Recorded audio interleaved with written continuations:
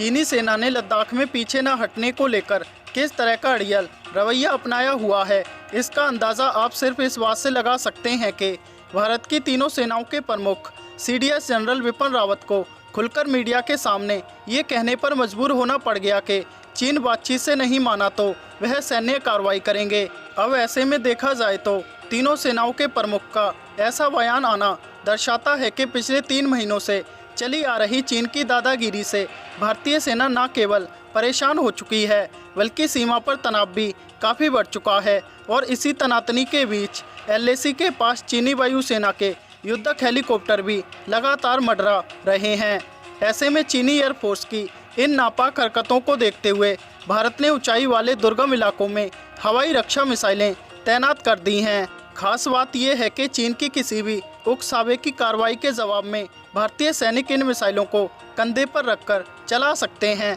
इसके अलावा भारत ने चीन पर पैनी निगाह रखने के लिए बड़ी संख्या में सीमा पर रडार भी तैनात कर दिए हैं। साथ ही सतह से हवा में मार करने वाली मिसाइलों की भी तैनाती की गई है ताकि हवाई सीमा क्षेत्र में दुश्मन की किसी भी आक्रामक गतिविधि को करारा जवाब दिया जा सके। सूत्रों ने बताया कि भारतीय सैनिकों को रूसी मूल की इग्ला हवाई रक्षा प्रणाली से लैस किया गया है। इन्हें सीमा से सटे दुर्गम ऊंचाई वाले इलाकों में तैनात किया गया है ताकि दुश्मन के विमानों को भारतीय हवाई क्षेत्र में उल्लंघन करने के नापाक मंसूबों को विफल किया जा सके। रूसी मूल की इस हवाई रक्षा प्रणाली का इस्तेमाल भारतीय सेना और वायुसेना उस वक्त करती है जब दुश्मन के जंगी जहाज या हेलीकॉप्टर सीमा के पास आ जाते हैं या फिर इनकी तैनाती जंग के समय की जाती है। भारत ने पूर्वी लद्दाख में गलवान घाटी और पेट्रोलिंग पॉइंट 14 जैसे इलाकों में अपनी तैनाती और मजबूत कर ली है।